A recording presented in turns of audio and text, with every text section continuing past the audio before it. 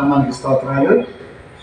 ఈ సమయంలో మరి క్రిస్టమస్ సందర్భంగా ఒక మాట బైబిల్ లేఖనాల నుండి మనం ధ్యానం చేసుకున్నాం. మత్తయి సువార్త 1వ అధ్యాయము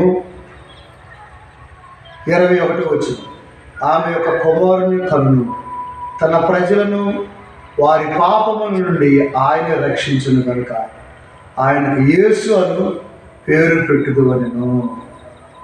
చూడండి, యేసుక్రీస్తు ప్రభువారు నరుడిగా ఈ లోకానికి ఎందుకు వచ్చాడంటే తన ప్రజలను వారి పాపముల నుండి ఆయనే రక్షించడానికి ఈ లోకానికి వచ్చాడు. రక్త మాంసములు ధరించి, ఎందుకంటే రక్తం చిందించాలి. రక్తం చిందిస్తేనే మానవాడికి పాప క్షమాపణ దొరుకుతుంది. ఏ నామములో రక్షణ దొరకదు, యేసు నామములోనే పాపానికి రక్షణ, పాపానికి శాపానికి విడుదల యేసు నామములోనే. కనుక యేసునందు విశ్వాసం ఉంచినప్పుడు ఎంత ఘోర పాపినైనా దేవుడు క్షమించడానికి ఆయన సిద్ధంగా ఉన్నాడు.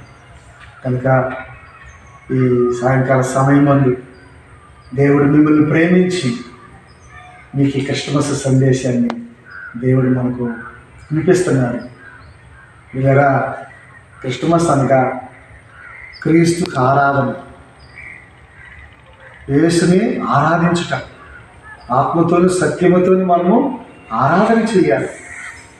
పండగ ఎంతో సంతోషంగా యవనస్తులు, పెద్దలు, మరి వృద్ధులు, చిన్నలు సంతోషంగా మరి గడుపుకోవటానికి ఇలాంటి తరుణాలు దేవుడు మనకు ఇచ్చాడు.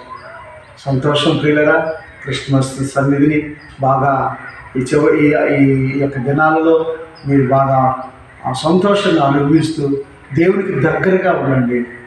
దేవుడు తప్పనిసరిగా ఆశీర్వదిస్తాడు. God bless you. దేవుడు మిమ్మల్ని, మీ కుటుంబాన్ని దీవించును గాక. ఆమేన్.